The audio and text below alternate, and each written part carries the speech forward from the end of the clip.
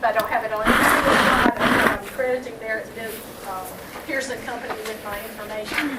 So I'm not going to go over all of this with the anatomy, but here's our rectum and the anorectal ridge, and then our internal sphincter. Let me take this light off here. You can't really see.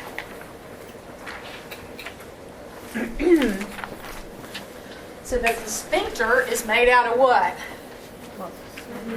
Muscle. Sure it is. Yeah, because it has to contract and release and relax and all that. So here's the internal muscles on this side. These are called anal columns, and then our external sphincter is on the outside.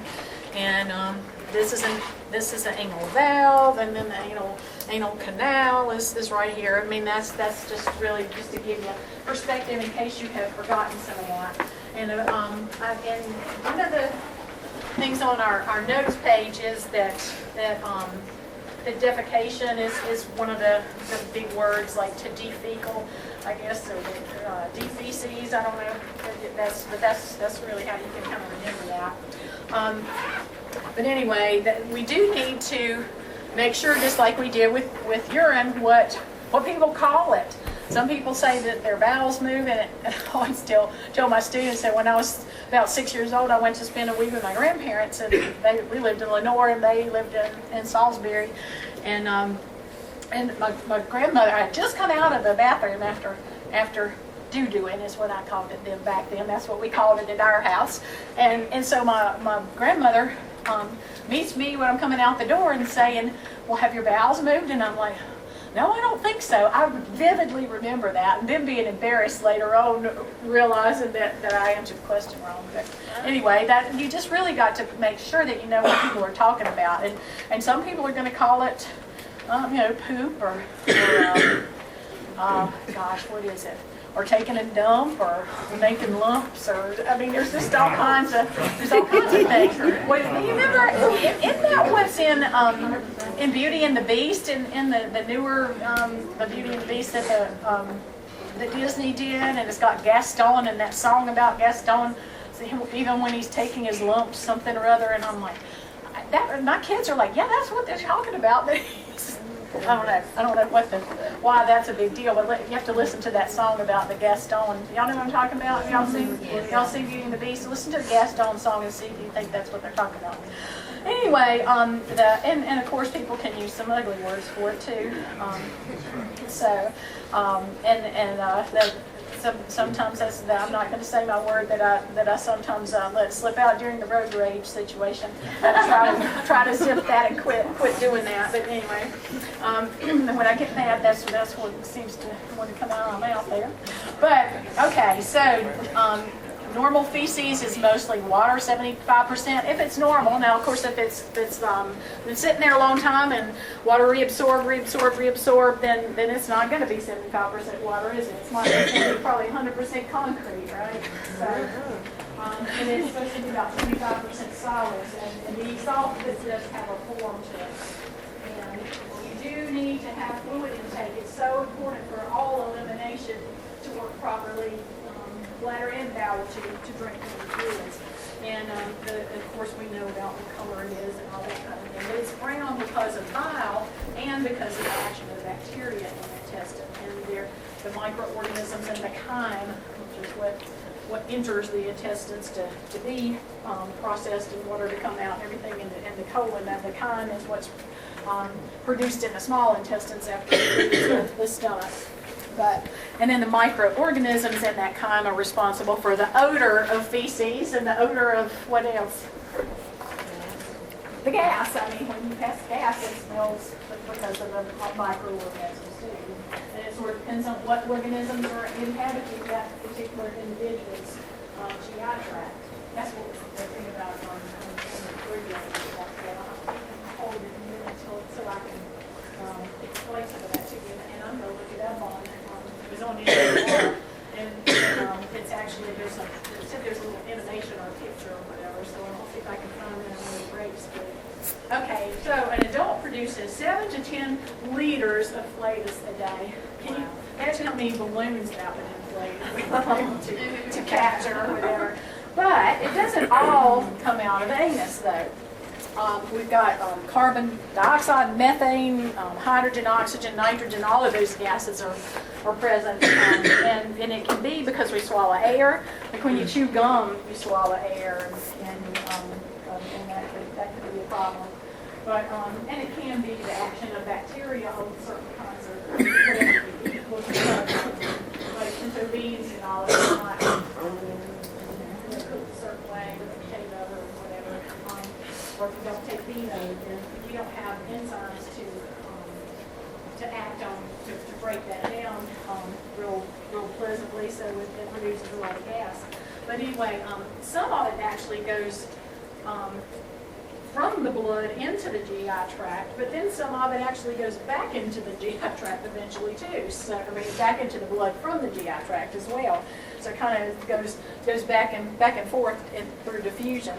And then you have to always talk about the chamomile or peppermint tea can sometimes relieve the flatulence. I think that's such an interesting word, flatulence.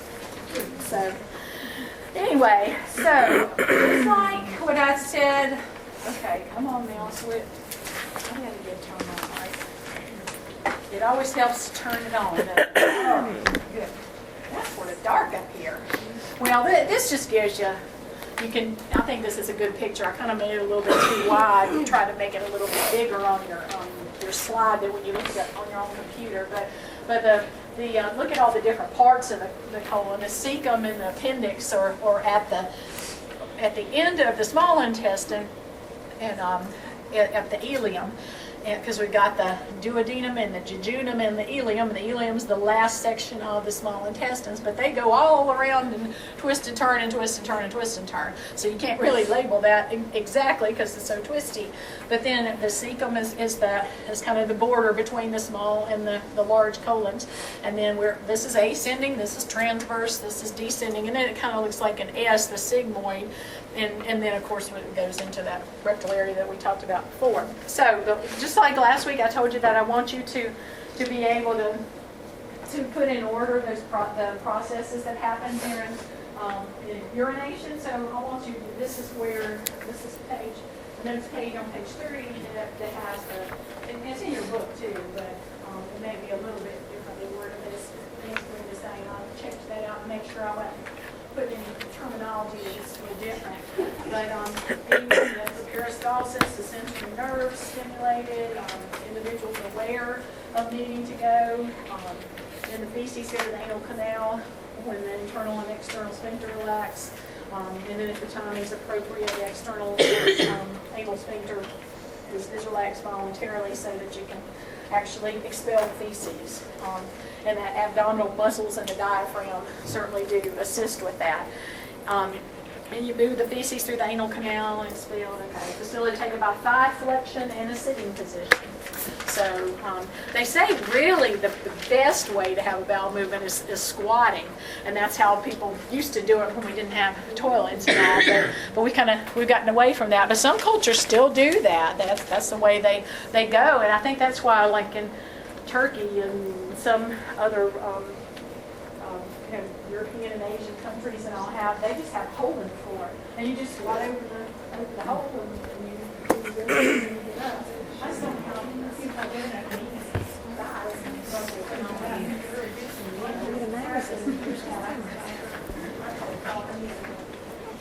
Anyway, there is a little more detail in your book though on that process. So just make sure you know what happens when, and that the chyme is the stuff that's been churned and processed by your stomach and your small intestine so far with all the enzymes and everything, and then the water is absorbed and goes through the colon, and then it's expelled after. But it does require, just like with urination, you do have to have nervous system function. And if your spinal nerves are damaged, again, then that function is definitely altered for the worst. My first word on the notes page is episiotomy. Anybody not know? Well, I should do that. That's what they got. For some people may not know what episiotomy is. I wouldn't know probably.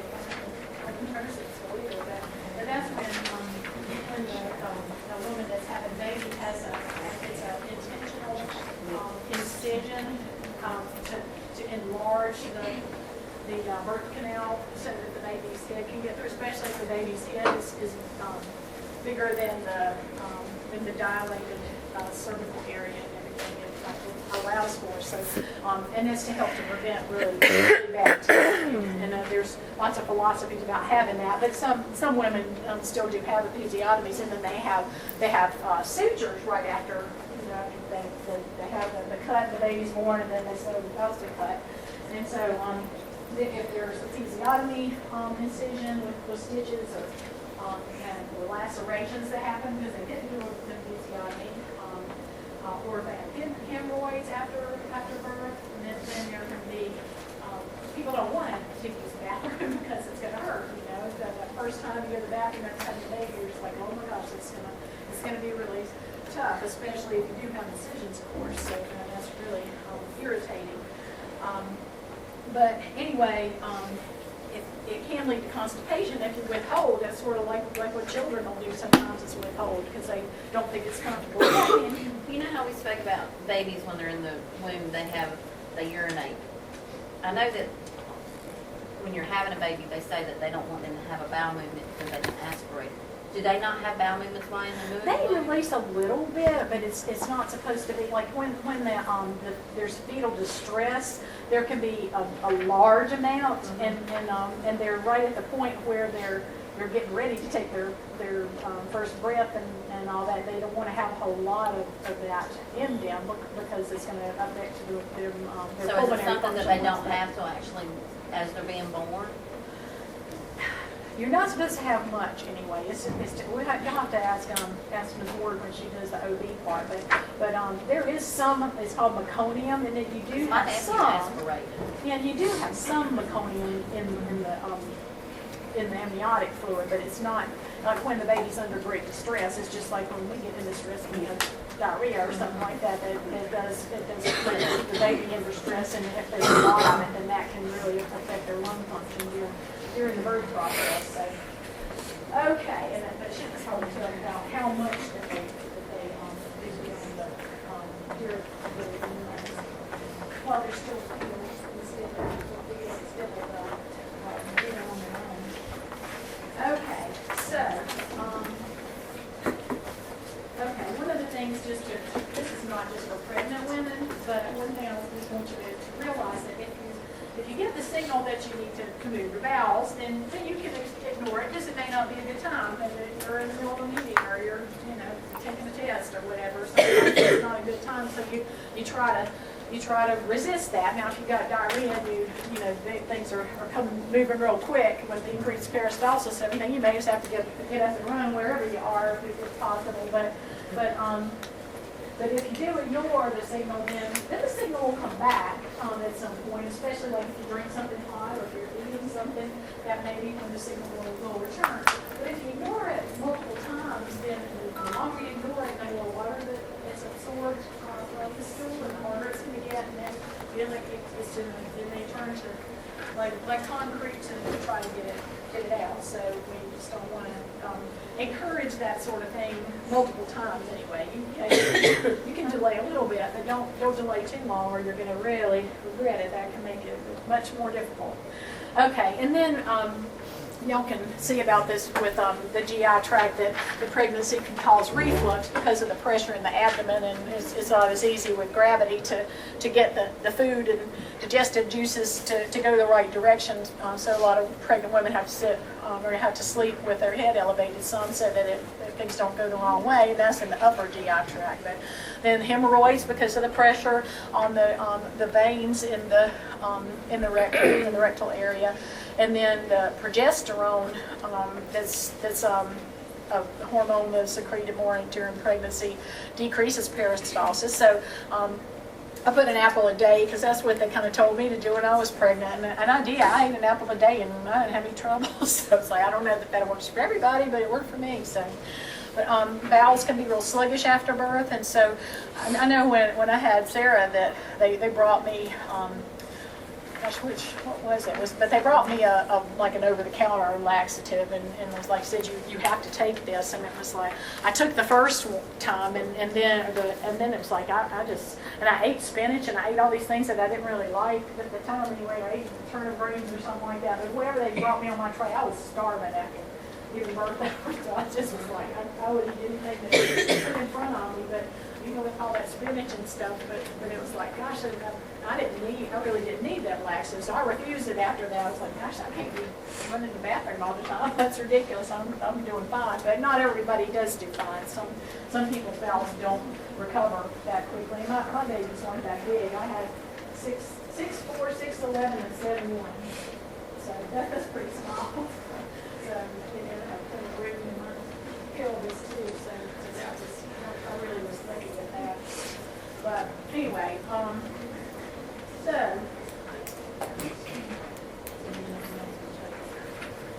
that's about it on that one.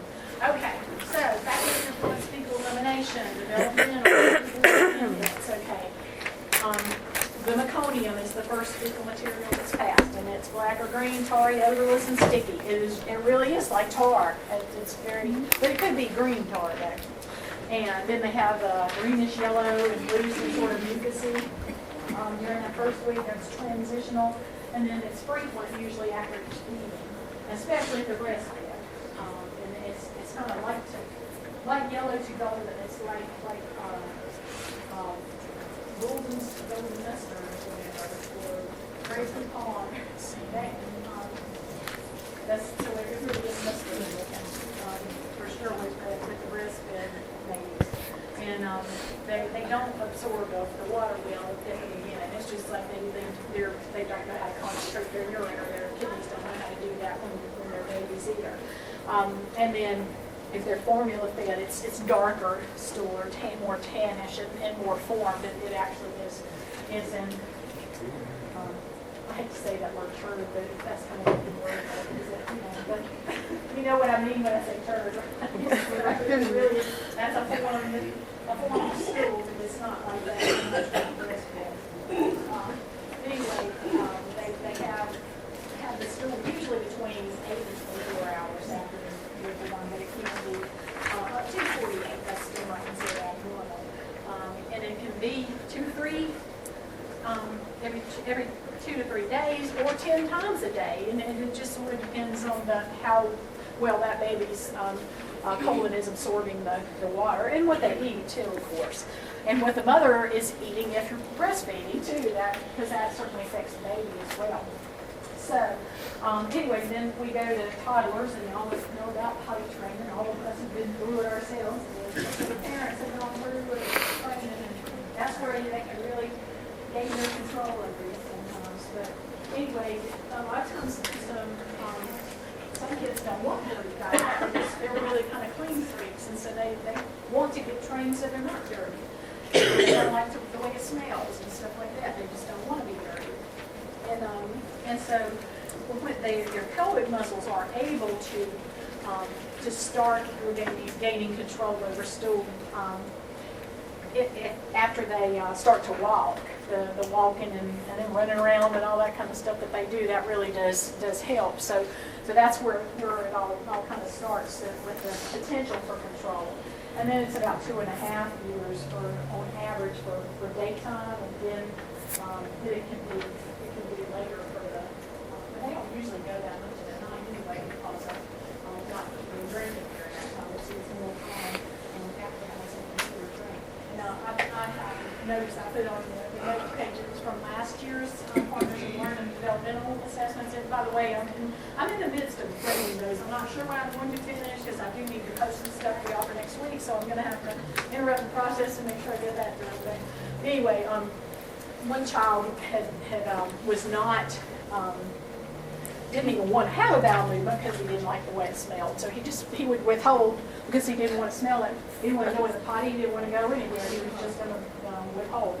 All 3 of my kids did that at one time or another, by the way. I had to give them baby labs. It was like a little teeny enema kind of thing. It's just some like oil base that you just squeeze it in their anus, and it just kind of it does stimulate having something in the bread coming off the skin cells. peristalsis to do that, but it also isn't hard like a suppository and then hurt them or anything.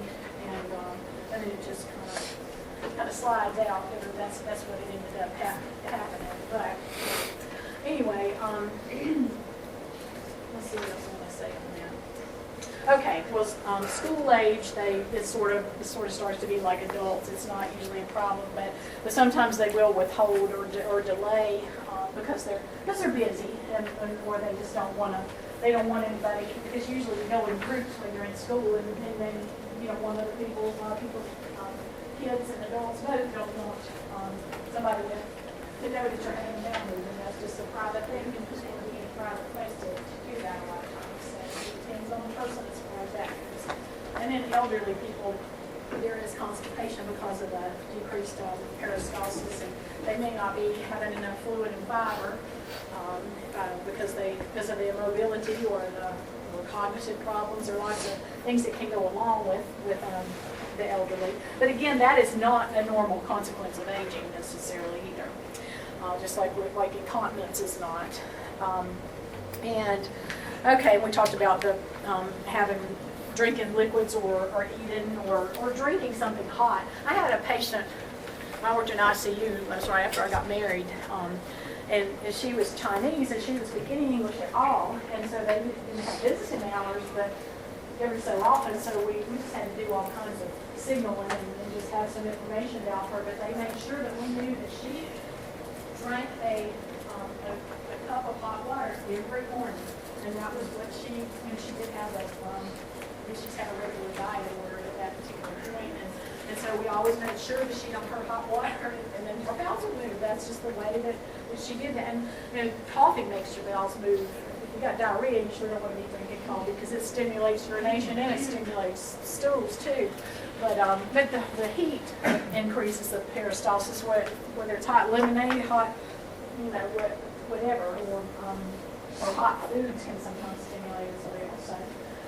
Okay, and a lot of times there are still some older people that just were brought up to where you got purged every so often, that you had to take a laxative, whether you need it or not, and like castor oil, and you just did this on a regular basis, like I was talking about deworming your children every day, but they just did that on a regular basis because that was considered a cleansing to purge.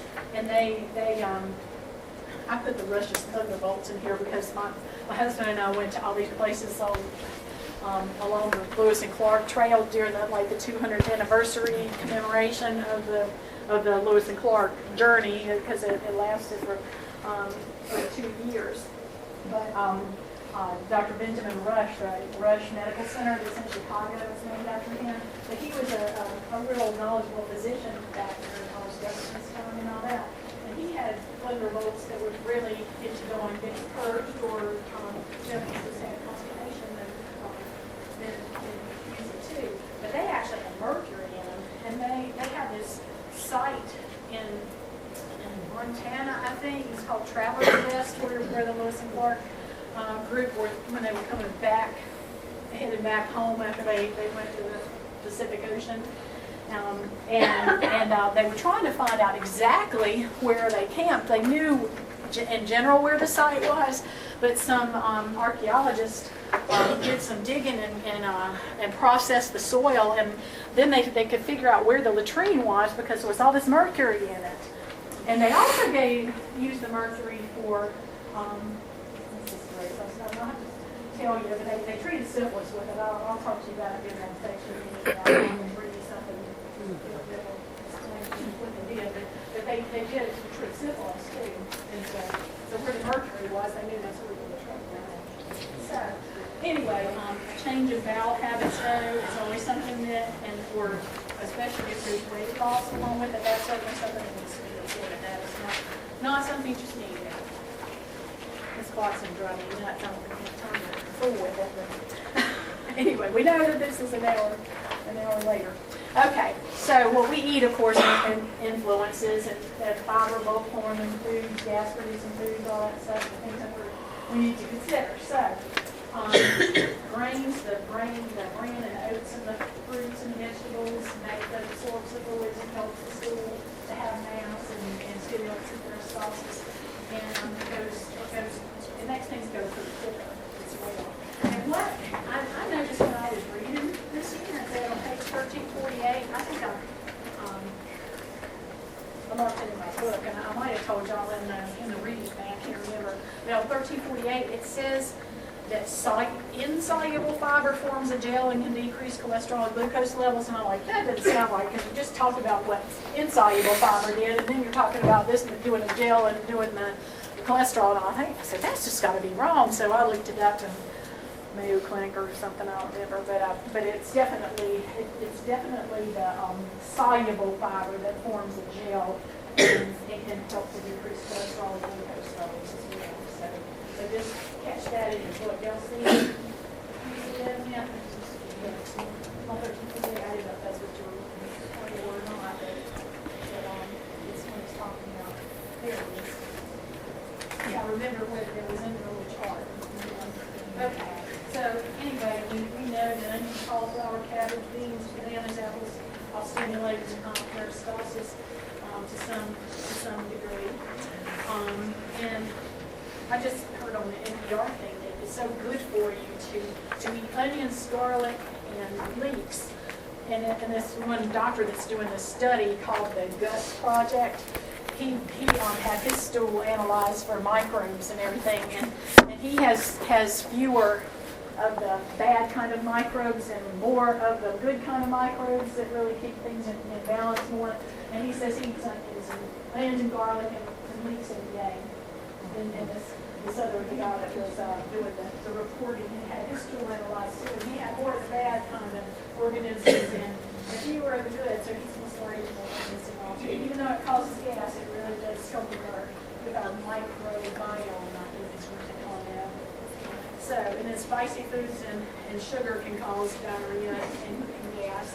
And it can affect our organisms too. I just read that recently, that sugar in particular affects the kind of organs that it attracts some of the bad organisms that can cause disease like the C. diff and all. Okay, lactose intolerance, I did want to address that. People don't have the enzyme like the lactose that can, or lactase, to help digest the milk products, and that can really be a cause of diarrhea. We don't assume that that's it, because my husband's grandmother had problems that she had diarrhea a lot, and she thought, well, maybe I've developed a problem with milk products, so I'm just going to stop using them for a while. And she did, and her diarrhea decreased. But then she started having symptoms again, even with the.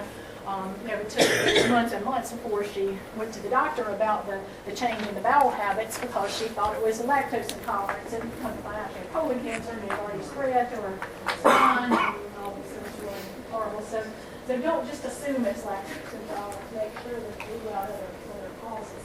And sometimes using that lactate or enzymes or that lactobacillus exococcus kind of milk thing, not as much. It depends on the person.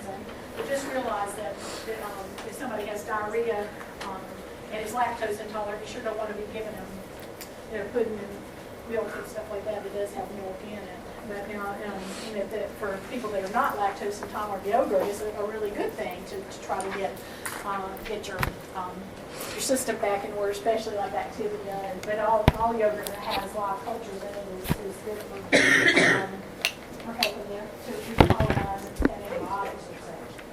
So anyway, we wanted to drink 2,300 ml a day, and there's other places that just say that 2,500 to 3,000. So that's what I was looking at. 2,000 to 3,000. Drinking lots and lots of fluids is a big deal, but again, we want to make sure that especially our elderly patients, that they don't want to get up at night, or it's not safe for them to get up at night, or have some incontinence problems. You don't want them to be taking their Lasix late at night, or drinking lots of fluids late at night, just like we saw in our case study. And chocolate and alcohol can have a laxative effect as well. But cheese and white pastas, rice, all that kind of stuff constipated, but if you use a whole grain, then that can be just the opposite. Eggs and lean meat and all that can cause constipation. So, changes your stool, we got activity, habits, medication habits. Medications are opioids, tranquilizers, and iron. Diagnostic procedures, anesthesia, pathologic conditions, diseases, pain, of course, if you think it's going to hurt, or you already have abdominal pain, or you have an incision, of course, that's going to affect it. And I'll let y'all, we can talk about that, with the fluids and all that, defecation habits and all that. Anxiety increases peristalsis, and depression can cause constipation. It decreases peristalsis, of course. So, and activity does promote peristalsis, and people that are bedridden are definitely at risk for constipation, as well as people that have muscle weakness, or people that just sit on the couch all the time and eat white flour and white rice and all that kind of stuff, and don't have the fiber and don't drink the fluids. And then one of the things that can really constipate, you'll find out more with, is opioids and tranquilizers and all that. The pain medications are just pretty much, if you're on it for very long, even sometimes even one dose can constipate. It's almost like taking, y'all heard Paregoric that you could, and that used to be over the counter. This kind of it has an opiate in it, and it helps decrease in peristalsis. So the opioids definitely, people on pain medicine sometimes, we discourage people from getting in a habit of taking laxatives all the time, just thinking they have to have it on them every day. But when somebody is on, especially chronic pain medicine, you have to give them stool softeners and or laxatives as well to keep things moving, because the peristalsis really, it really does turn concrete with that too. And another, many of y'all seen a patient coming back from a barium swallow or barium enema. Barium's like white chalky, it really does a concrete.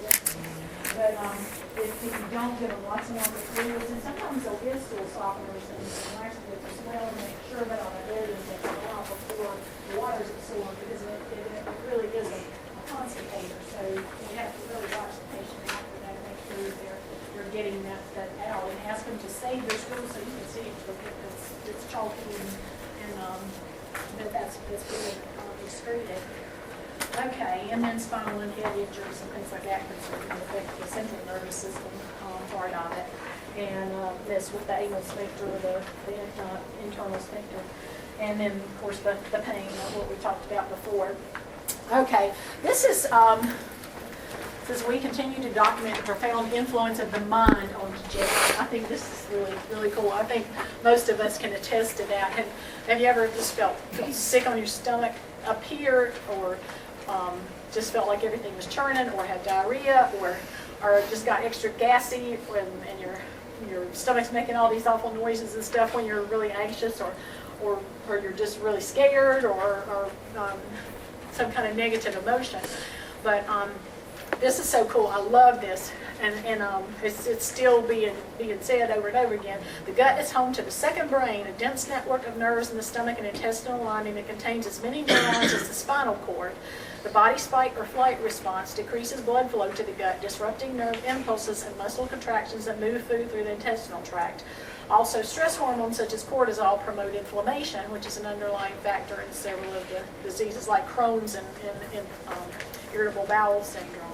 So it is a second brain. Actually, my sister is on, which is it, Cymbalta, or what's the other one starting with C? Concerta.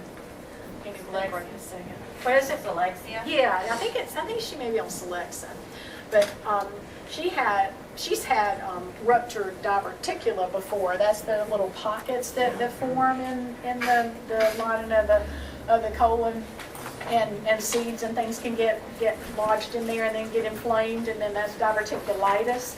So if you heard of diverticulitis, that can cause a lot of pain and sometimes diarrhea, constipation, and it's really, you can have fever and all that. And if they rupture, then that can send organisms out into the abdominal cavity, which is supposed to be sterile, and you can get peritonitis, and that could be fatal. So, but anyway, my sister had a ruptured diverticulum before, and she started having pain again, like in the same spot. just for months and months and months, and it's like they kept doing all these tests and that, but it wasn't an irritated, I mean, the diverticulum was there, but it wasn't diverticulitis. And they finally said, let's just try you on this Celexa, and just see how it goes, because she was under tremendous stress at work. She's a guidance counselor. She was at a high school that they'd already cut several of the guidance counselors, and they weren't really supervising the staff to help them out, and they were doing secretarial work all the time, and they having to register students for classes and doing all the testing and helping them with college applications and all that kind of stuff. And it was just, she just was not feeling like she was able to even keep up at all. And she's just real anal without trying to. Well, that's kind of a pun to say anal, but that's that's really true. It does affect us when we're stressed. And that when they tried her on the Celexa, and then she really did get better. She felt better, and so they said, "Yep, it's because of this second brain thing." And they told her that this was just a few months ago, and so this is not old stuff just because it's from 2009. It's getting more and more prevalent. I just think this is a really good quote. But they told her that there are more neurons and more synapses in the GI tract than there are in the spinal cord. So I don't know which is true, but that's a whole bunch. So just so you know, that's why we have problems and why our patients do too. So anyway, I'll let you look at those dietary recommendations from Dr. Weil as well, because I think that's really interesting. I try to keep up with that sort of thing.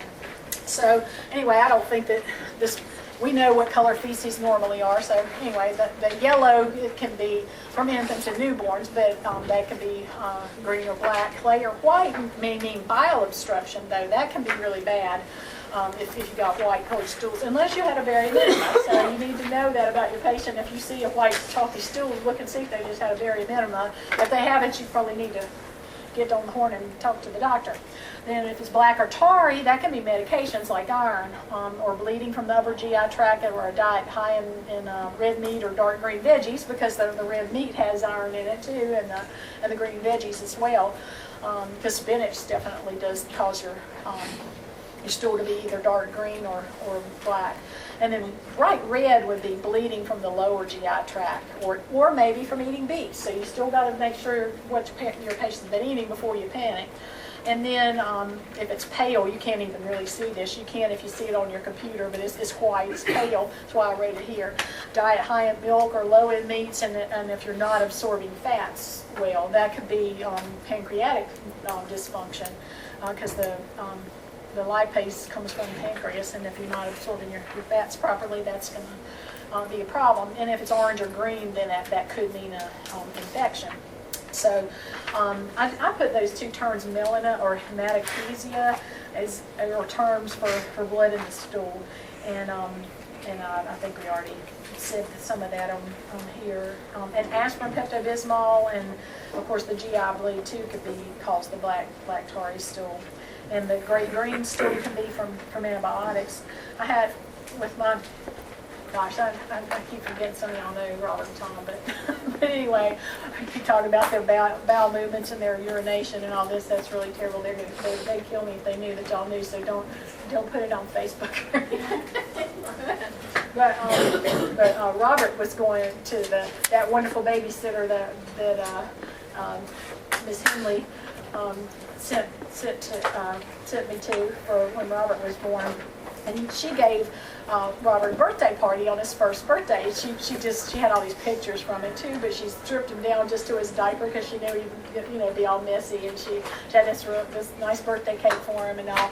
But it had blue icing. It was really, really blue, and so a few days after that, he's just got these like neon green stools. I'm like, oh my gosh, what is wrong with this child? I was absolutely terrified. And then I start looking at those pictures, and I'm like, oh, because it was the food coloring, and it didn't change colors and through metabolism. So pay attention to what your patients eat if they've got weird colors, and make sure to ask good questions before you really jump to conclusions. But and also when you eat Fruit Loops, those Fruit Loops would make it turn that way too. So I heard also too, if you eat too much sweets and everything else, that it can also turn your voice Yeah, and it can change the colors if you're, yeah, if you're, depending on what you eat, and because that is an irritant pretty much, that run it through quicker too. Okay, and chalky flex stools, and the barium stuff, of course, but antacids can make it look chalky too. So, okay, let's talk about more characteristics of feces, and then I'll put you up a break here. So, somebody had their hand up. My peripheral vision was sensing something there, but okay. So we want it formed semi-solid and moist. It's hard or dry, of course, that's not normal. The shape is a cylindrical shape, so cut out that shirt. I couldn't think of that word. But that's so cylindrical is the property thing. And if it's pencil shaped, that kind of thing with the construction of there is a table about characteristics of normal and abnormal feces, so definitely do pay attention to that. And we pass about 100 to 400 grams a day. So it just really does depend on what you eat. Though, if you eat lots and lots of fiber and drink lots and lots of fluids, then it can be lots and lots more, and that's not necessarily a bad thing. And if it really smells like, anybody that's ever smelled C. diff stool, it's like you never forget what it smells like. Or if you smell somebody that has blood in the stool too, there's a characteristic smell for that too. So it's got that really, really nasty odor that's probably the way something. And we do have some bacteria and cells that get sloughed off in the GI tract, and then fats and proteins, and of course the bile, and then inorganic stuff that we might be swallowing as well. And when I saw that, I was thinking about when Tom was a baby. I was having a circle meeting at our house that night, and I was trying to clean up the house, and my daughter had dumped out a little charm. I mean, she was old enough to have a charm bracelet, but it was I think it was actually a necklace charm, and it had fallen off the chain, and it was on the floor, and I was trying to clean it up, and Tom was just all over the place calling it, and I saw that little charm was a heart, and it was pointed at the tip, and it was a real sharp point too, and I just looked around, and it's like, oh no, where is that charm? I can't find it, and like 2 days later, I found it in the diaper, and thank goodness he wasn't cut up to pieces. I don't know. I guess the stool just formed right around it to where it didn't cut it, but that's really scary. So that would be an inorganic matter, wouldn't it? So, and barium, I guess, is too, that sort of thing. So if you have worms or something in the stool, it kind of looks like a piece of their lives. Of course, if you see something new, then you kind of know too. But we're so lucky in our country that we're not really plagued with that like in some true world. So, yeah, I'll cover that. Let's do 10 minutes and come back and like that. But I think she really meant that corn increases peristalsis. It's got all that fiber and everything, but it's like, okay, maybe she meant it's a corn called instead of the toilet paper. I don't know. But, so we'll see. And used to use the Sears catalog and all that now. And Michael in? Yeah, what's Malaysia? Never did. Where is it? Malay? Or maybe Malay? 95 years old. That was a long time. Anyway, we go with diarrhea is. It's liquid and increased number. Okay, quiet, y'all. We need to move on. If it's uncontrolled, that's incontinent, of course. And then you're going to have increased bowel sounds. And have you ever heard the word like borborygmus or borborygmy, where it's really, really, really loud bowel sounds? So that sometimes that can be bad, but sometimes you have it when you just got increased peristalsis because there's so much air and fluid going through it at a quick rate, and it will make things like that. I was trying to listen to Jeff one day, trying to hear what was in the lower lung area, and because we thought that there were some bronchi there, and I did too. But then the stomach was growling so loud that the bowel sounds were, because it's just right, where your ascending colon and transverse colon meat, and it was just like every time I think I was hearing the ronchi, he was and I just started laughing. It's just really like, okay, now I think there were ronchi in there too, though, don't you? So anyway, so it is sort of a spasmodic kind of thing when you're having diarrhea. That's why it's so much harder to control, because the muscles are really, really working to do this stuff real quick. And cramping, a lot of times people will have with that. And antibiotics can cause the diarrhea because of altering the normal flora, the biome that's supposed to be there. The normal flora are not there anymore to keep things in balance. And then if it's long term, then you can actually have some serious fluid electrolyte imbalance, just like with C. diff. Getting on to have C. diff patients that really, really got tremendously sick. Yeah, it can be a life-threatening situation. If y'all will learn more about electrolytes and acid-base balance on these board at the beginning of second semester. But anyway, it can make you feel a little tired of the week and just not feel good, and it can make you lose weight, of course, if you're not absorbing the nutrients as it goes through. And of course, you have a risk for the skin breakdown, because if it goes through really quickly, then those enzymes that are supposed to be digesting your proteins and your carbohydrates and your fats are actually going to start working on your bottom, because they're going straight through rather than having time to work and get neutralized before the cell comes out of that. So anyway, we know about the stress medicines, sometimes allergies and food intolerances and stuff. All right. Gas, flatulence, it stretches and distends the bowel. Sometimes you feel like you just about got enough gas in you to just send a rocket to the moon or something. But it can be really, really uncomfortable, of course, or full feeling distended, and with cramping and also. And then we can have foods and abdominal surgery and narcotics and all that can encourage that as well. And of course, swallow air can give us gas.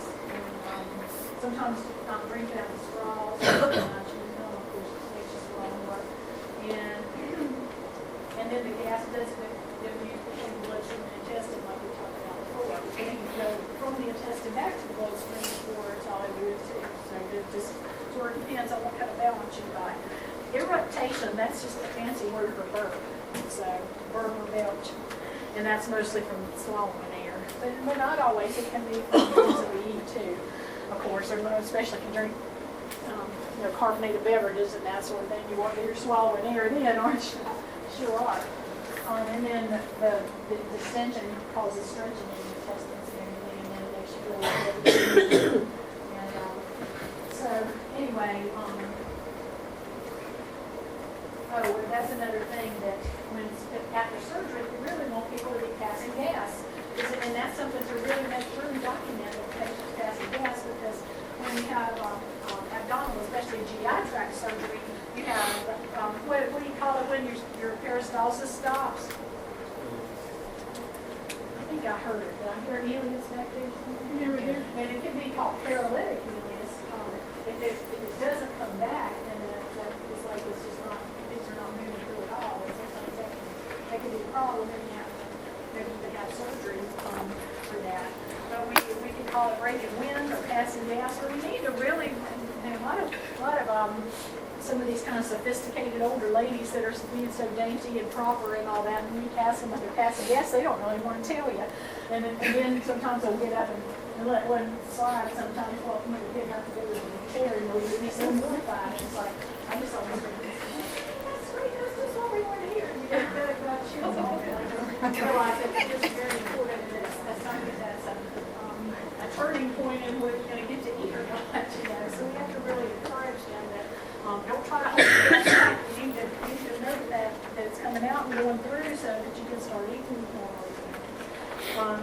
And if you're really having the flatulence as a primary problem, then you may have to put a rectal tube in to help to get it out, because it's really just trapped in there. So some of this this assessment stuff is, I did not look at I I have a page number thing that I missed here, and I just noticed that page 430, that's not right, that's the old book. But you know, there it is in your book, close to page 1355, I have at the bottom of the notes page, because that's the bowel assessments, and the interview is right around that area, 1355.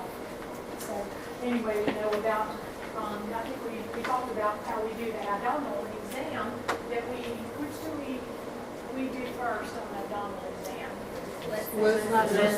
Auscultation. So when the inspection is really the first thing, but then we do auscultation, right, exactly. And I think it says here because palpation alters peristalsis. And so we had talked about that the other day, talking about the kidney function and all that. And we want to examine the feces if we see it, and if we don't see it, we may need to just ask them, was it formed or was it loose or whatever, and how much. And okay, so y'all can do this. This is just sort of like one of those things you already know, but we just need to look at it in an elimination perspective. Okay, and the skills book, I'm going to let y'all look at the thing that I mentioned on here. That it's not actually, you don't actually have the skills book that is in chapter 34 for specimens. I looked at that and I was like, okay, but we had a separate skills book last year, and I just missed that one too. I'm sorry about that. We pretty marked all that stuff, and I missed a few things, but it actually is in your chapter 34 is where those diagnostic tests are.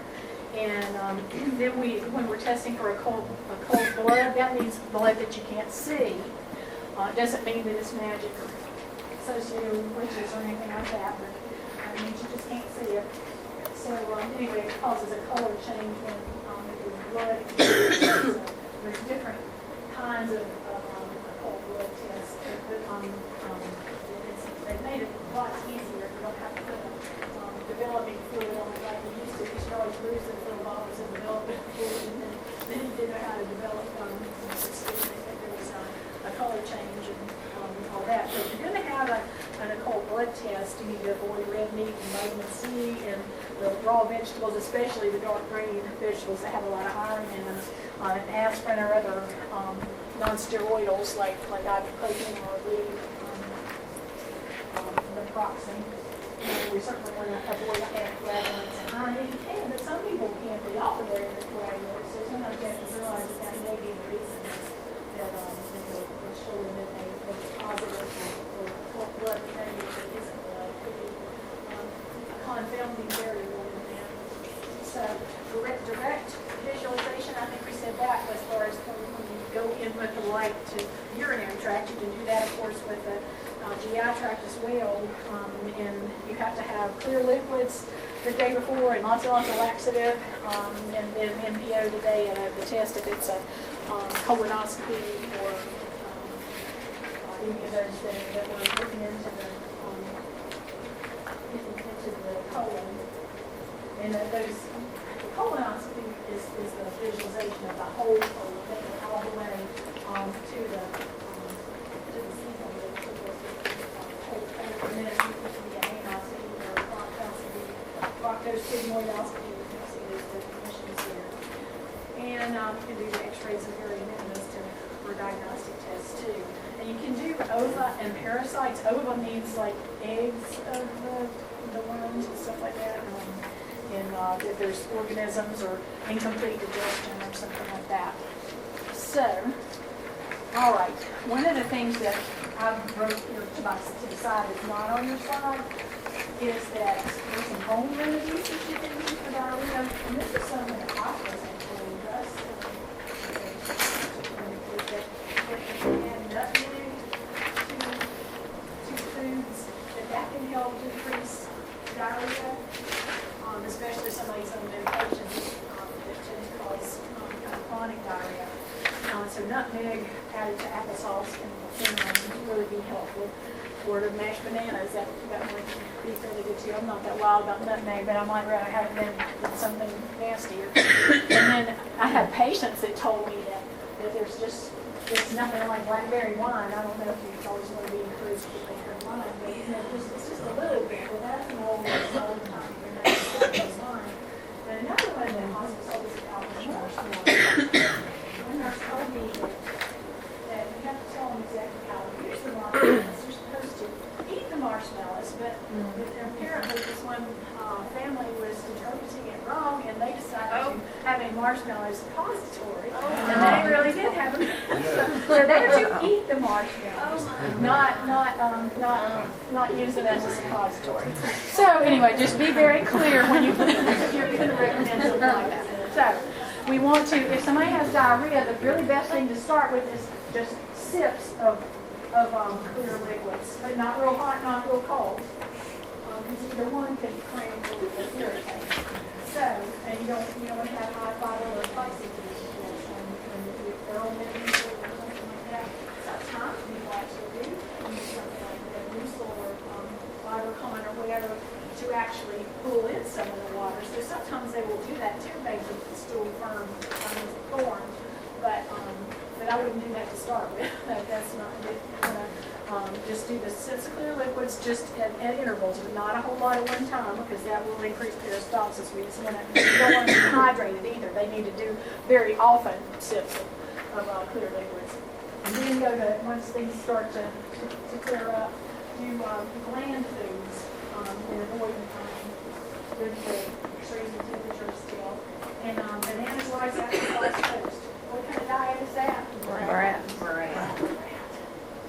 So we got bananas. And bananas do have some fiber in them, but it doesn't make it speed up. The peristalsis speed up. So put some nutmeg in that applesauce, and then we have something pretty good, I guess.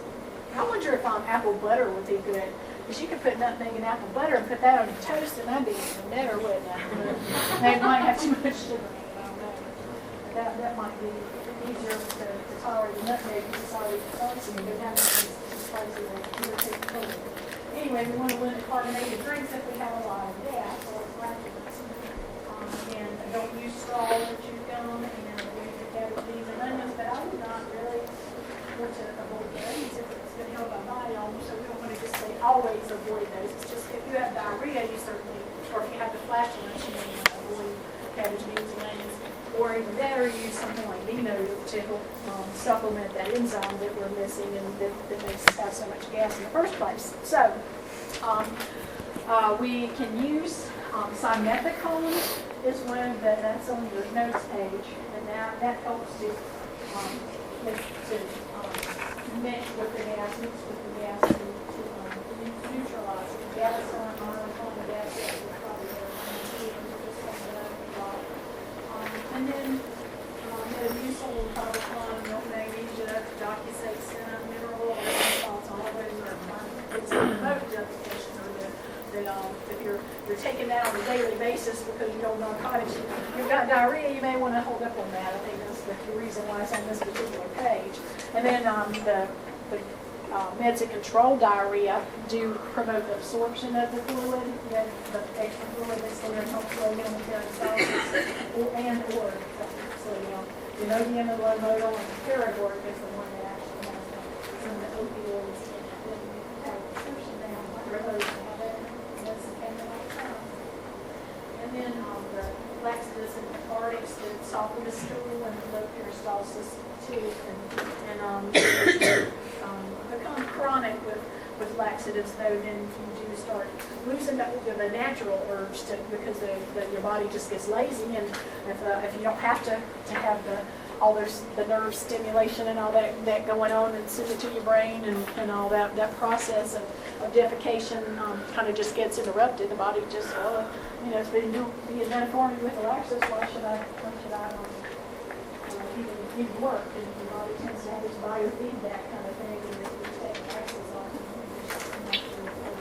whole thing might shut down and let you take those and the remix and certainly cause increased absorption of the nutrients and the diarrhea, dehydration, and electrolyte imbalance. And I put even death because y'all know who Karen Carpenter was, you know, the singer and everything. But she was really, and had just finished some therapy and was really getting along a lot better. But I guess she just had done the bulimia deal for so long that she probably did vomiting as well. She made herself vomit because somebody had told her that she was Richard's fat little sister, and that just hit her as wrong, and her body image was she just saw herself as fat and wrong, and she essentially killed herself by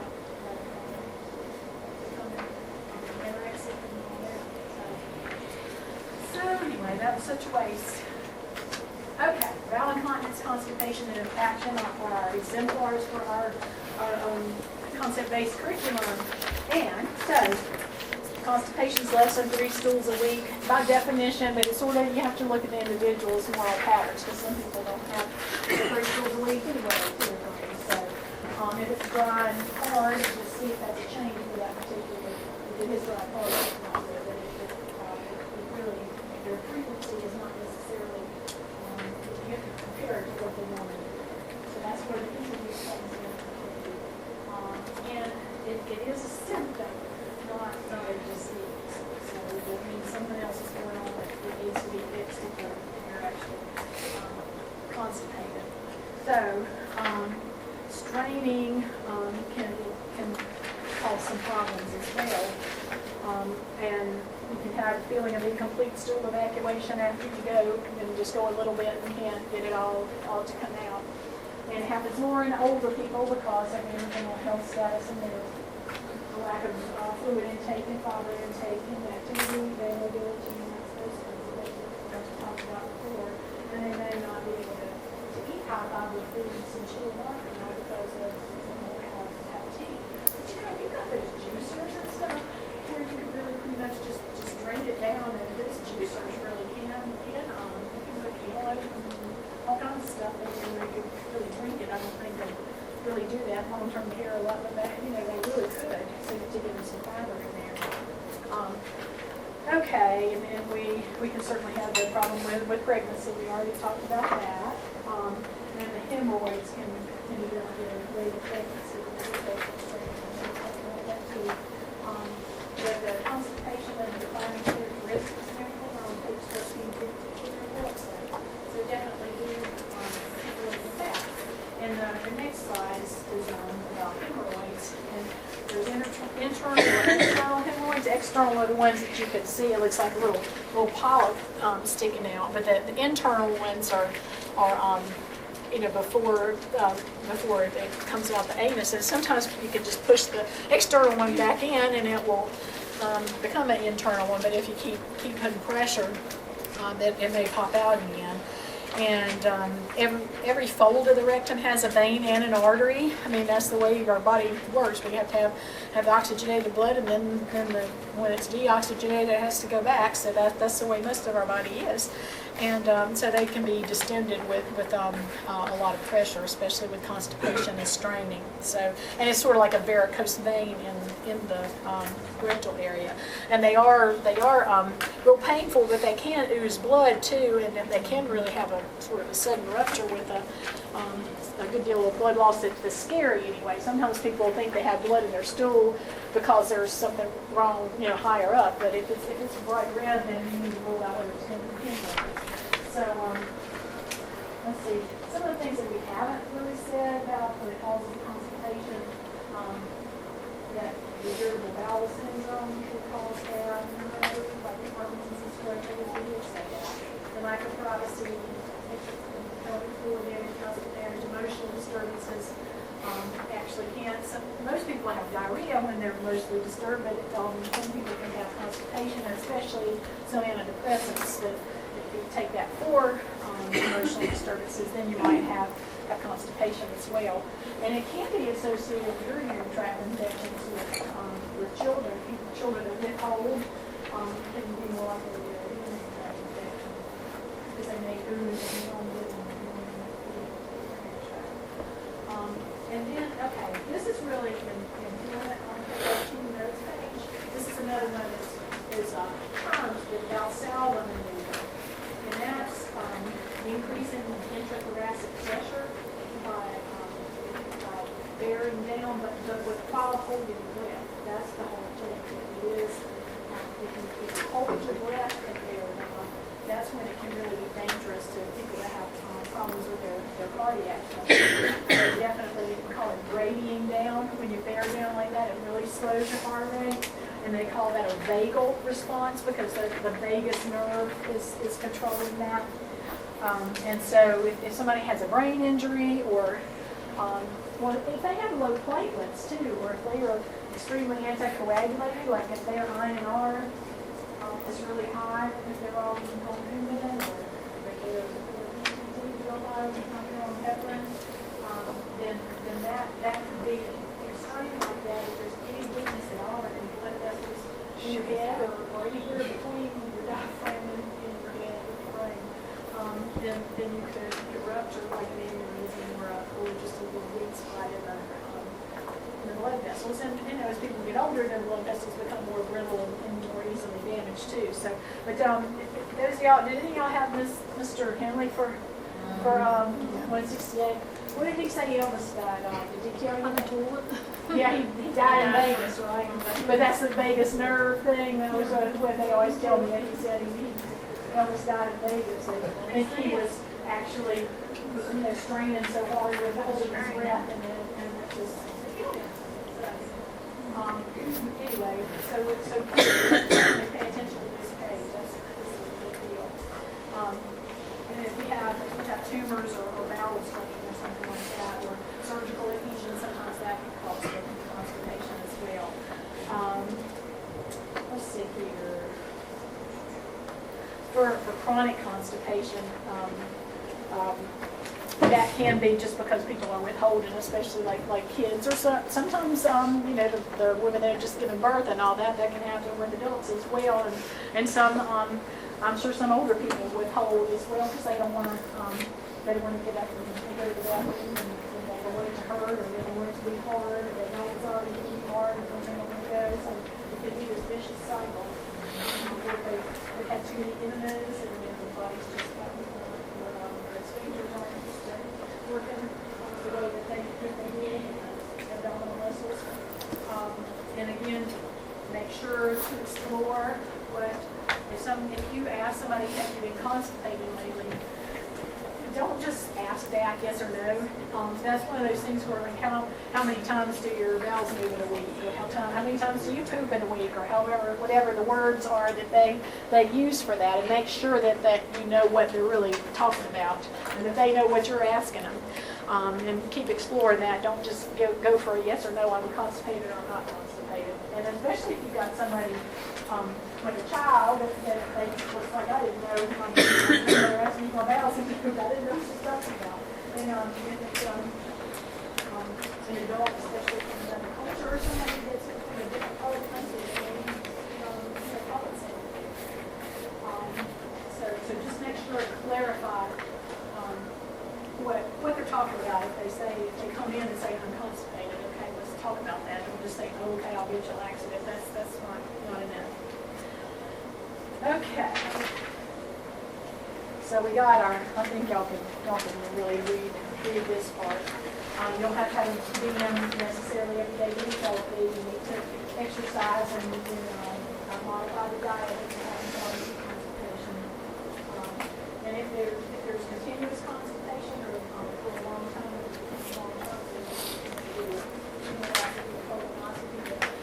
rule out other things and causes. And again, just like urinary incontinence, it is not a normal consequence of aging. So it is slow peristalsis and decreased activity levels and all those kinds of things. And this is a very repetitive unit, but hopefully the repetition will make you remember. Okay, impaction, that's really a whole other thing. And relief constipation, where it's direct hardened feces and expelled and you slid beyond the seasonal recovery. Sometimes that's where people are confused or unconscious and debilitated. If they have cognitive problems and they don't really realize what they're supposed to do, but they feel that urge and everything if they're not eating properly. And then the stool becomes like putty, and it's just really, really hard hard for it to move, or sort of like clay. And on a digital rectal exam, and it can, they can mistakenly think that it's diarrhea. Y'all, some of y'all have probably seen that before, where you see that it seeps around, liquid stool seeps around the plug there that's impacted, and then treated with antidiarrheals, and then that just makes it even worse. So a rectal exam, especially someone that's cognitively impaired, tells what's going on. So anyway, we have to just make sure and assess well.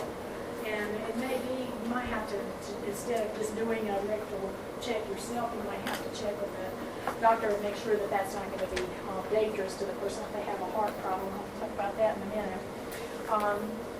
But anyway, if you're not able to prevent, of course prevention is our best key. But if that doesn't happen, then the first thing it does say is in your book too. You can use like an oil retention enema. What would an oil retention enema do?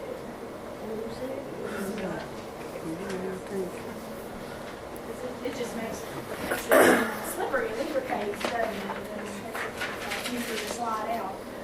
And then a cleansing enema you can do several hours later, after the fat sort of soften it. And then maybe daily additional cleansing enemas or suppositories or stool softeners, and maybe get on a regimen of softeners and laxatives for a while. But if that doesn't work to get the stool out, then they have to do the manual removal, and that may require the permanent care provider because of the vagal response, which is the decreased heart rate, just like a family strain. The stimulation of the rectum or impaction. So, okay, we want to promote regular defecation, just like we do with urination, privacy and timing and nutrition and fluids. We want to increase the fluid from 6 to 8 ounce glasses a day, and that helps to decrease the flatus. And use the hot fluids and the fruit juices and increase fiber and all that kind of thing. Like I said, a lot of that. And page 1361 does have types of laxatives you can look at and compare which ones do what. The cathartics are stronger than the laxatives. I don't really hear that much to just, if you know the definition, then exactly which ones are which necessarily, because laxatives are certainly stronger than stool softeners, but just if you hear cathartic, that is pretty much a real strong laxative. So most of the time it's recommended just for short-term use because they can mess with vitamins. Some of them can mess with vitamin absorption in the long term, especially like mineral oil. And let's see, we don't want to be doing enemas and depending on that makes muscles and all and actually promotes incontinence. And let's see, the only thing that's really recommended for long-term use is the bulking agents like the Metamucil that can actually draw water in. But if you don't draw water in, if you don't drink enough fluids, what's going to happen if you're taking something like a fibrous laxative? Well, it just kind of turns to concrete too, doesn't it? If it doesn't absorb water, it's just going to get absorbed what was considered out of it if you're not drinking enough water. It's just going to get to be a little dry, hard mass, and that's what we're trying to prevent. So you can't do the fiber laxatives without the water. Very, very, very important to remember.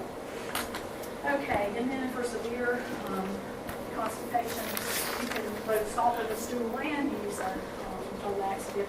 Have y'all ever used a lactulose or Miralax? You can get Miralax just over the counter now. It's actually a big alcohol. It's polyethylene glycol. It's called PEG, and it's a big alcohol molecule that doesn't metabolize. Maybe just a tad that it does going through, but it doesn't. Most of it doesn't metabolize, and it doesn't really add calories or anything like that. It doesn't make it doesn't the central nervous system or anything like that because it doesn't digest, and it just goes through and just pulls water, and makes it not much softer. It actually was approved for children before it was approved for adults, so that's pretty good. It's it's that gentle. So anyway, let's see here. Oh, and lactulose is a big sugar molecule that's really very similar. It doesn't really digest very much when it goes through your GI tract. It just pulls water through, and so it's just a big old sugar molecule that doesn't really do a whole lot. And y'all probably seen like you've ever bought like sugar-free candy, and it'll have a, what's the warning on sugar-free candy? What is it? Yeah, anal leakage. It can cause diarrhea. But that's part of that's the way that we're using it in a therapeutic way with the lactulose and the miralax. That we do want all the sugar molecules. Like this, mannitol, xylitol, those are molecules, but some of those other sugars, there's some other good sugars that you can have it and cause diarrhea as well. Okay, and let's see, mineral oil, I think I already said, is temporary because you don't want to absorption of the fat-soluble vitamins. Things like the Epsom salts and max citrate and sodium phosphate, those are all like mineral kind of things. And phosphate is one of the things that they do and so that's not recommended for the very young or the very old because it's very likely to cause fluid electrolyte imbalance. And it also can cause some renal problems. When you already have renal problems, you don't want to use the phosphate because phosphorus is really dangerous for people that already have renal problems. We had a patient on our floor. She actually was a member of our church several years ago. That she was just doing prep for a colonoscopy, and she just ran into acute renal failure. I mean, just boom. She ended up having to have dialysis for a few weeks, and it did clear up. But it's you just have to realize that some of those strong lactose that there's some minerals in there that can really throw off your renal. Yeah, all right.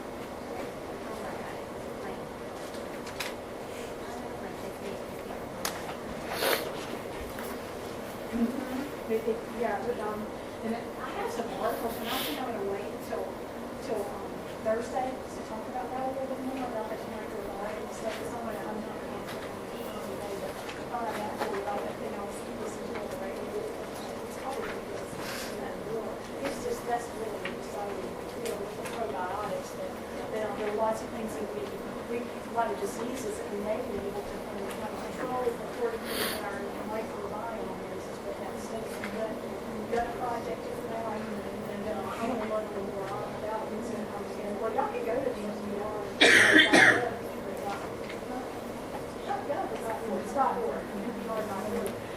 it said that there's more information about that microbiome. So I'm going to look that up before Thursday, and we'll talk about that a little bit. Yeah, that's very important as probiotics. That can definitely help.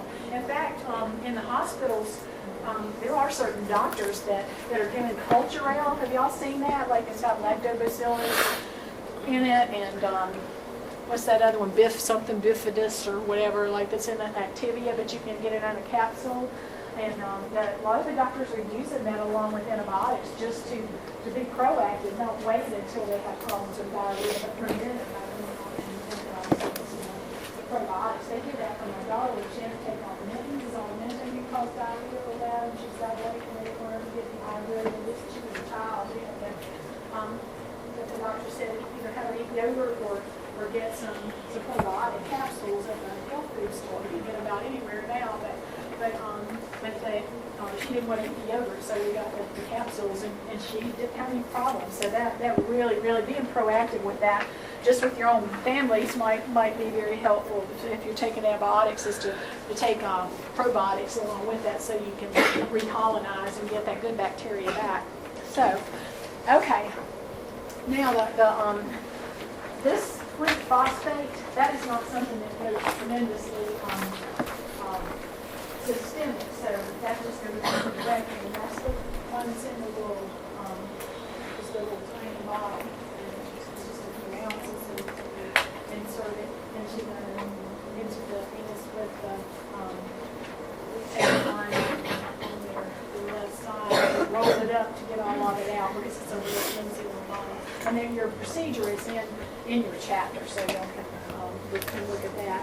And then you've got hypotonic, the tap water, and isotonic, just regular saline, this 0.9% saline, just like the concentration of salt in the blood. And those just stem the colon, stimulate peristalsis, and soften the feces. But the hypertonic liquid was the raw water into the colon and melted down skin.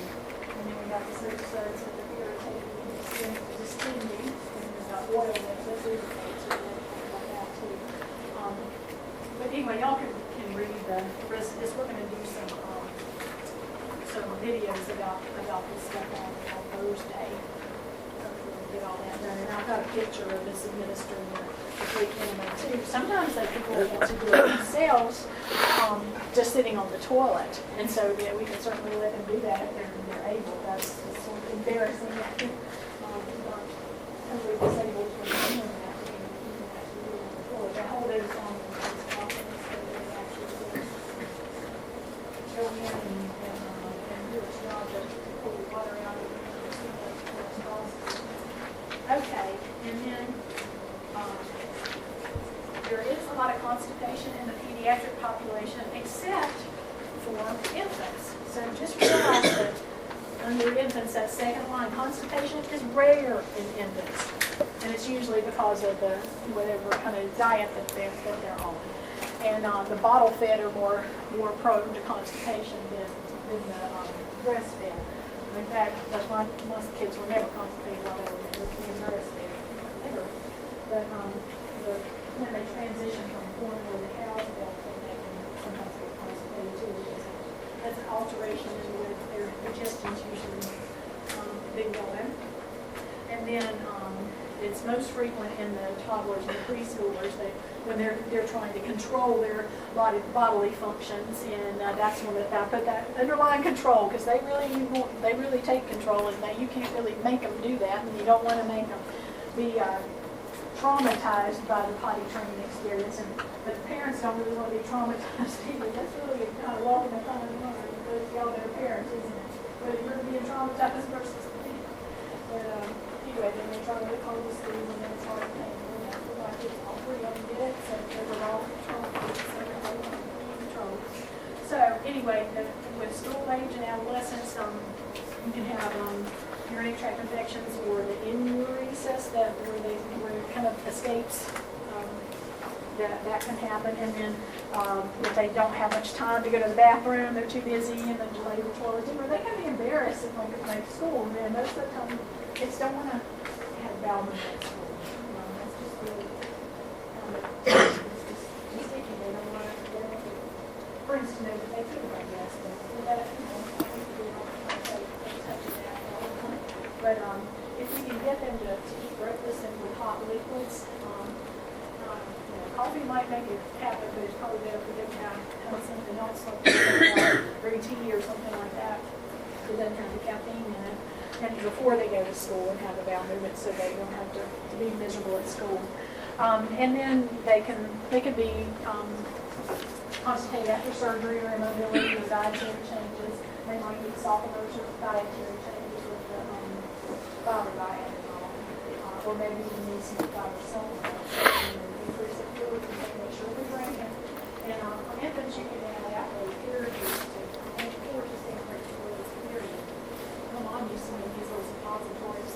I always say I think the doctor told her to just cut off little pieces of ivory soap, just little slivers of it, and insert it in the rectum to be sort of a suppository irritant kind of thing.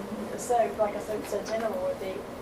But no, if they can increase the activity level, that might help. Then we might have to start like the baby actually in those children.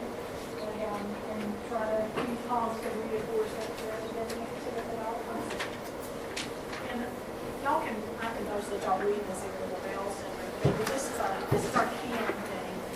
And one of the other things I wanted you to realize is this, that ANTS, automatic negative thoughts, can really aggravate like irritable bowel syndrome. And that's one of those things that sometimes you have to use some cognitive behavioral therapy to try to stop having those automatic negative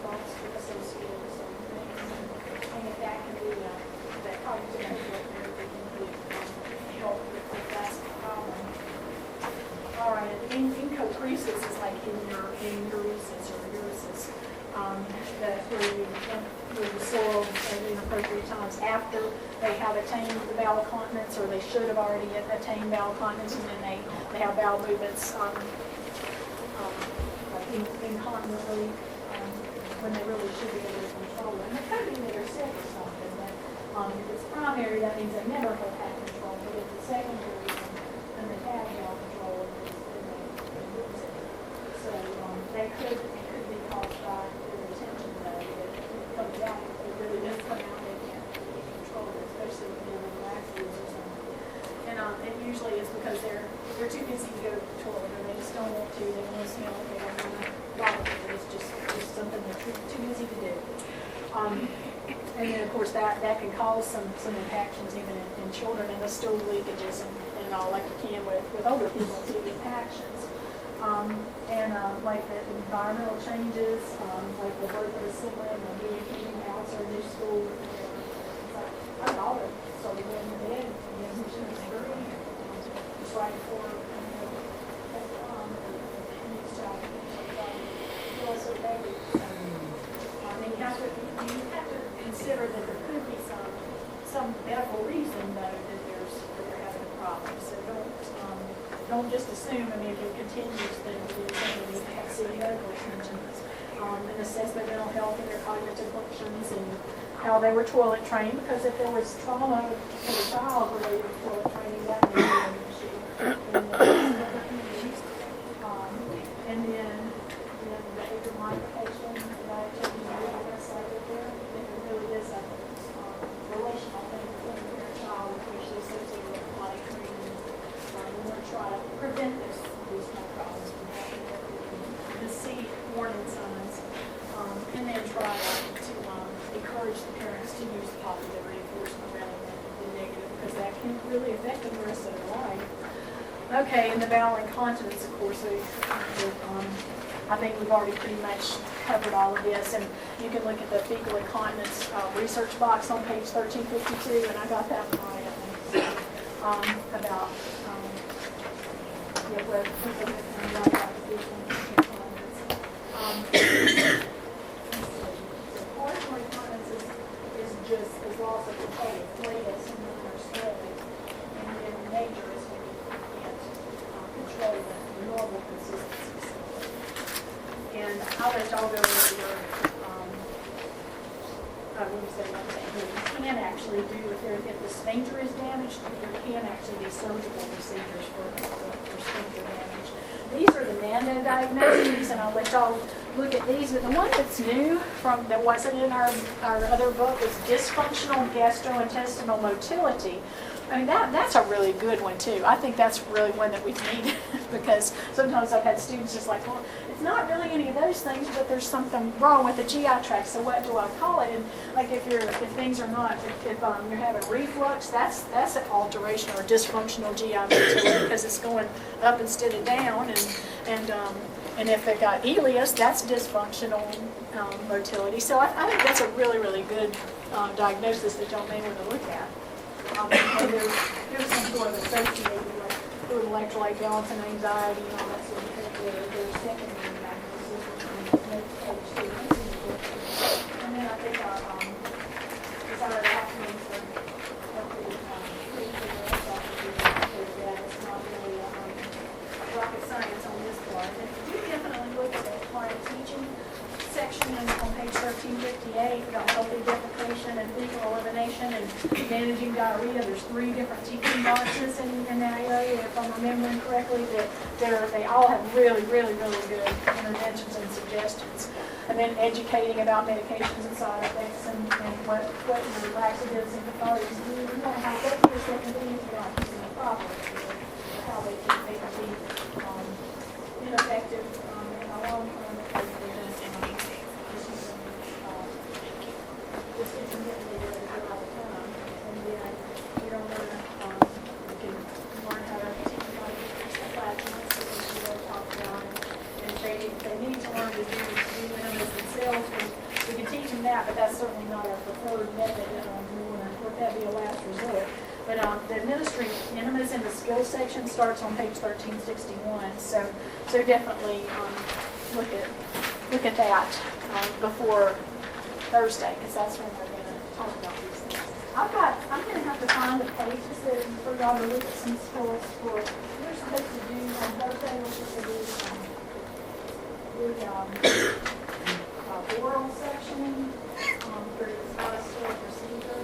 And that's not something we're studying now. It's really more of a respiratory thing. So we're going to really go over it more and do check-offs and sectioning, sterile sectioning of trachs when we do respiratory. And it's well pretty good to the respiratory unit, and we end up doing our trach care the checkoffs at that time and during 112. So we will really do more about that later. But then I need to find the page numbers for you to see the oral sectioning procedure and everything. I'll try to get that posted on the Blackboard announcements for Thursday, so y'all know where that is. We're not going to actually check off on it, but it's supposed to be aware of it, and we'll do some videos about it on those things. And then the other thing is in G-tube, that's going to be one of your checkoffs. And we'll talk about tube feedings later, but we'll do demos and some videos on Thursday for in G-tubes and Foley catheters. Because that will be your part of your checkoffs toward the end of the semester for your last clinical.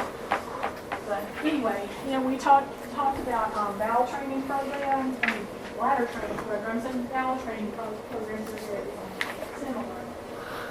And we want to see what the usual habits are and try to take the 2,000 steps to their building and to know that they use good bathroom themselves. And this is we would then take 2,500 to 3,000 if we have chronic constipation. And then of course the same kind of interventions that we had mentioned before. And then they want to do a suppository regimen for a while, and then try to make sure that they got privacy and give them plenty of time, and tell them not to strain and how to position their hips and all that kind of thing. And they can personal anatomy with their hands and bear down, but not holding the breath. That's the whole thing. But holding the breath is really dangerous. And I guess bearing down itself is something of the same, but bearing down and holding the breath is when that greater part of and then they used to do a lot of rectal tubes with just like a Foley catheter, and a balloon will be going up inside them to hold it in place. And they found that can really damage the rectum, so they have these fecal incontinence pouches. I don't know how well they stay on. It looks like an appliance that you put over a colostomy. Have any of y'all used those before, but you actually just put on sort of like a colostomy? They have a picture of it in our book, and so there are a lot of places are going to that because those rectal tubes how bad it is. Okay, but anyway, that depends on your facility. And actually, I'm not going to really go over this so much because we're actually the test. This first test is not really going to include like ostomy care. But just realize that, okay, here's our, this is an ileostomy. That's the last part of the small intestine. And so as it goes, if you have like a stoma here, what's the drainage going to be like? Or what's the discharge from into the bag going to the appliance going to look like from an ileostomy?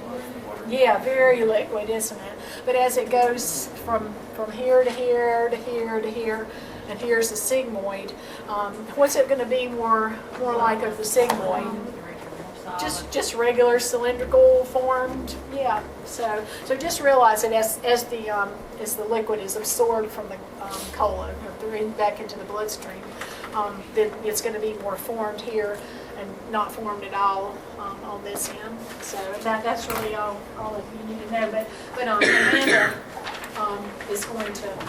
Griffin's going to explain a whole lot of this to y'all, and it'll make a whole lot more sense when you're actually doing activity. And I think I've got that on the last page. Ostomy skills info is not going to be on this next test on Tuesday after Veterans Day.